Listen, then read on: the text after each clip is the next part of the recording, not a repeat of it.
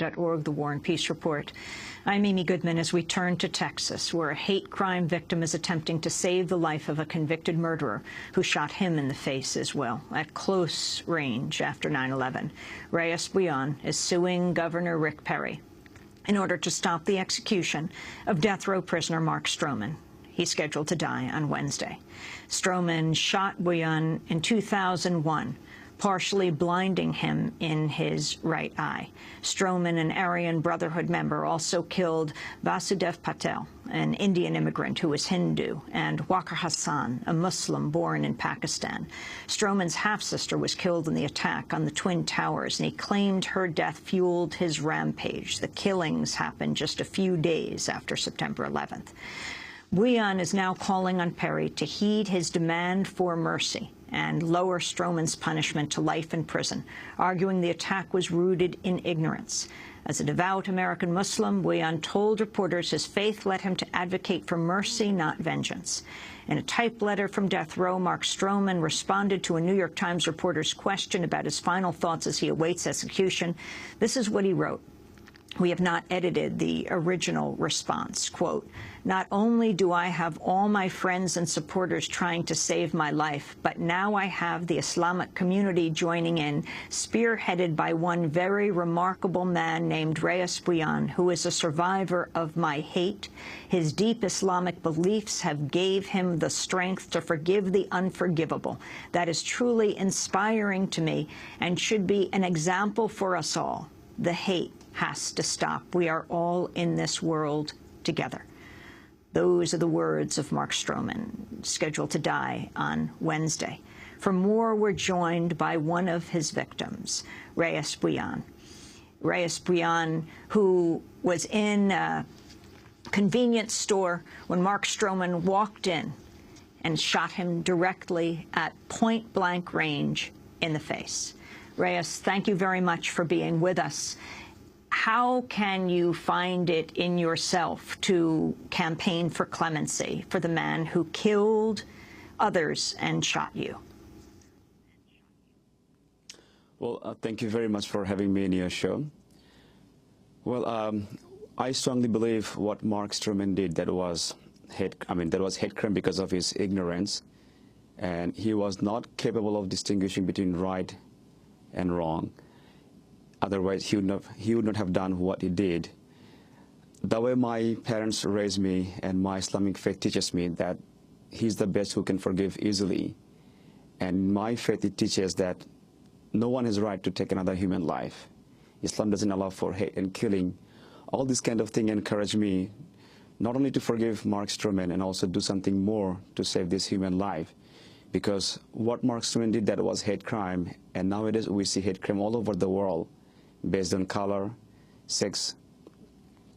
color, sexual orientation, nationality, and faith. So his execution will not eradicate hate crimes from this world. But if he's executed, we will simply lose a human life without dealing with the root cause, which is hate. So that's what encouraged me to come forward and run this campaign. Rais, describe what happened 10 days after 9/11, September 11, 2001. What was the exact date that you were shot? Well, it was September 21st, 2001. It was Friday around 12:30 noon. I was working in a gas station. Suddenly, a customer came inside wearing bandana, sunglasses, baseball cap, and pointing a gun directly at my face. From my previous robbery experience, I thought there would be another robbery. So I offered him cash and requested him not to shoot me. In response, he asked me, "Where are you from?" And as soon as he asked me that question, I feel cold air flow through my spinal cord, and I thought, he's not here for money, he's here for something else. And that question seems strange to ask during a robbery. So I reply, "Excuse me." As soon as I spoke, I felt the sensation of million bees stinging my face, and then heard an explosion. I was not sure if he shot me or I was going through hallucination. I looked down and I saw blood was pouring like an open faucet from the right side of my head. Images of my mother, my father, other siblings, and my fiancé appeared before my eyes, and then a graveyard. I looked left and I saw the gunman was still standing and looking at me. I thought, if I don't pretend I'm dying, he will shoot me again. So I jumped on the floor, and I remember screaming, "Mom," and I was reciting from Holy Quran, all the verses I have memorized, and I was asking God for His mercy to save my life. And then what happened? And I was thinking that maybe I'm dying today. This is the end of my life. And I was crying. I was reciting Quran, and I thought, I have to stay positive. I have to stay active and keep my hope that God is watching me, and He knows what He's going to do. So I have to stay focused. And I grabbed the phone, and as soon as Mark left the store, I came outside with the thinking that if I stay inside and if I pass out, I may not get any help. But if I go on the parking lot, there might be some help. So I grabbed the phone, ran to the next door, which was a barber store.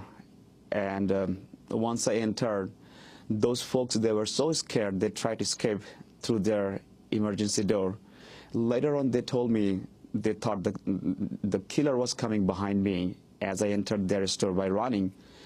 So I captured one of them, and I said, "Please call 911." And he called. That was the first time I looked at myself in the mirror, and I was shocked by seeing myself that just a couple of minutes before, I was a beautiful young man, and now I look like a horror film. All those characters full of blood on my face, on my body, and I was thinking that maybe I'm dying today. I was very scared. I came back to the parking lot. I was running back and forth for the ambulance. Within a few minutes, ambulance came to the parking lot. I ran towards that, and the paramedics, they were surprised seeing me running towards them, because they said later on that they thought they'll be seeing some body on the floor and they have to go with a stretcher. But rather, I was running towards them. They were surprised, and I was taken to the hospital. Rais Bhuiyan, have you gotten to speak to Mark Stroman on death row? I never got any chance to talk to him directly. If you could, what would you say to him right now, scheduled to die on Wednesday? Well, I will look directly at his eyes if I get the chance to talk to him, and I will say that I was never angry at him. I never hated him. He is another human being like me, and I do not hate him. Can you address the governor of Texas or the Board of Pardons and Parole? You are a victim. Yes, I'm the only survivor of Mark Stroman's hate crime. What he did because in 2001 because of World Trade Center tragedy in New York City. Governor Perry said in one of his statement that April 10 to 16, 2011 would be the Victims' Rights Week. He asked all the fellow Texans to join this effort to listen to the victim and help them whenever possible. I'd like to ask Honorable Governor Perry that I'm a victim of this hate crime. Please listen to my request. Let me have a mediation dialogue. We must leave it there, Rais Bhuiyan. Meaningful. Thank you so much for